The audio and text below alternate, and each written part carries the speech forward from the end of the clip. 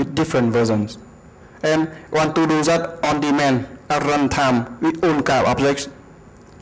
And I want to answer many questions. First of all, want to know what is the size of this object and what is the offset of this member inside that object and what is the size of that member inside that object, and so on. There are many questions I want to answer. So to solve that problem, I have another framework named EaglEye. Yeah, we have many frameworks. And EaglEye can satisfy all the above requests, and it makes your dream come true. Actually, it's kind of another framework, and we rely on public information on operating system object. We don't really have access to the internal information from those operating systems like Windows, which is closed. And EaglEye works with own kind of OS. It supports Windows and Linux very well so far. And the solution is that we build the information about each operating system object in the object file, which come in the debugging format, and we extract all those information from the debugging file at runtime. So here's about Windows.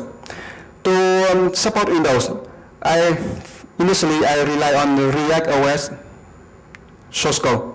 Anybody here doesn't know React OS?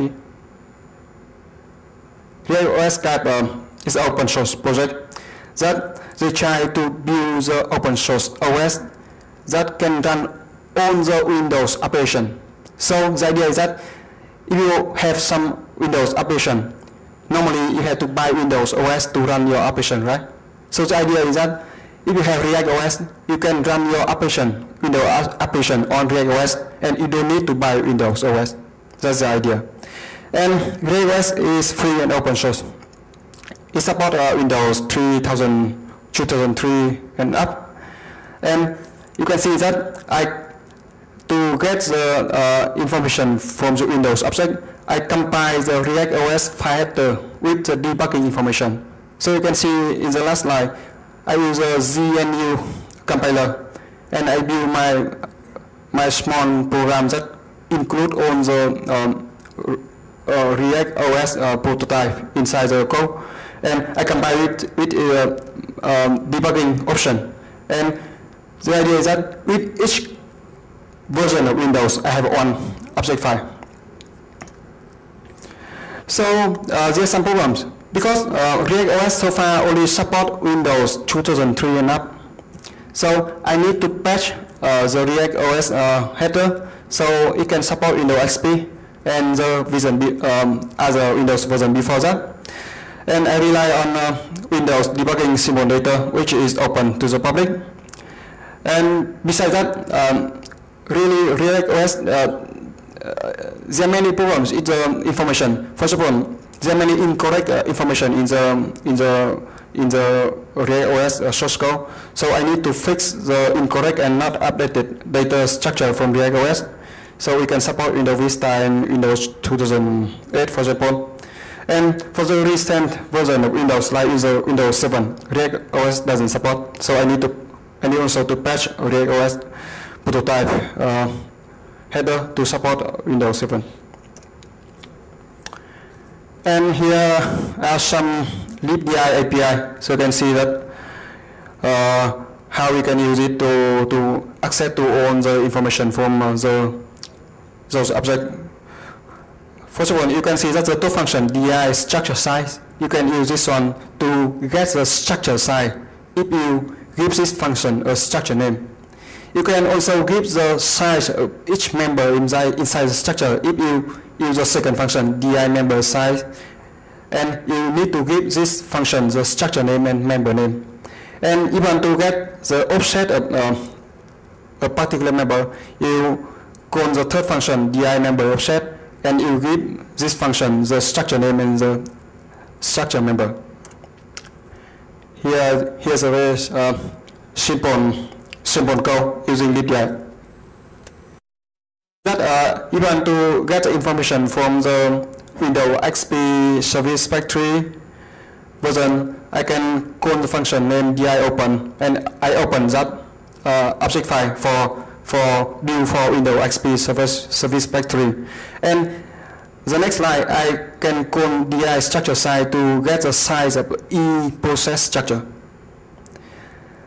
Next one, if I want to get the member size, the size of member create time inside the E process structure, I call DI member size and give that function the E process and create time as a parameters.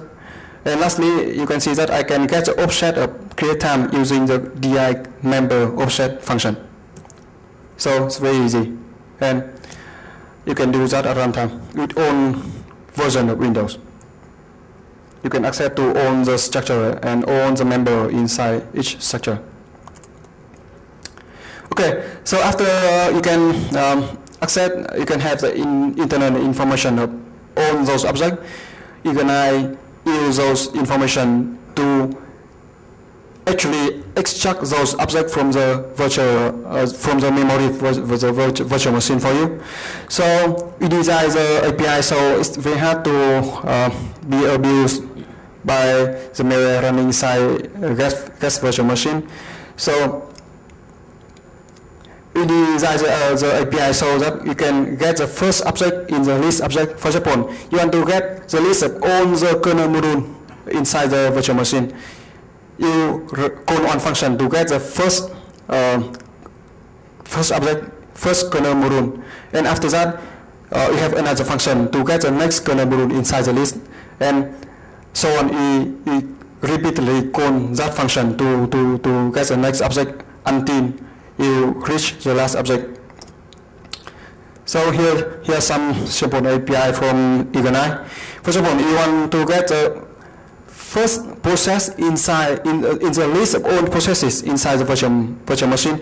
You call the first function get task first, and this one returns the rest of the objects that keep the information about the first process in the memory.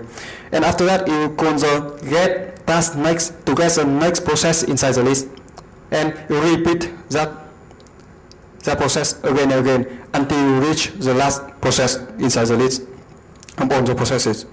And you can see that there are some other function to get the process ID.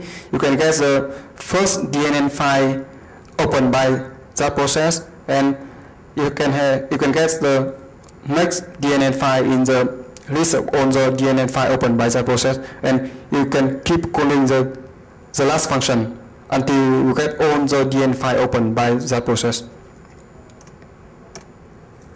So here's a full architecture again.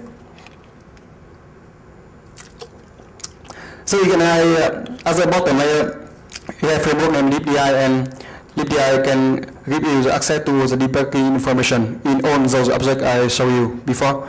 And we support Windows object and Linux object so far, and you can see that in the middle layer. And on top of that, you have the actual API that extract all those objects from the memory for you. And here's a full picture again. So eKimono run at the bottom, and it gives you the access to the physical memory and virtual memory. And eKimono provide the service to EaglEye run on top of that, and EaglEye can access to the physical memory and virtual memory thanks to eKimono, and EaglEye can return the information about all the objects inside the memory that you want to access to. And eKimono is built on top of EaglEye, and eKimono can access to all the objects inside the guest virtual machine, and it can process the information and perform any action, for example, like scanning the memory to detecting malware inside the guest virtual machine. Yeah, that's a picture. So you can see that there are some other advantages provided by eKimono. First, you can see that our scanner runs totally outside the virtual machine, and we don't need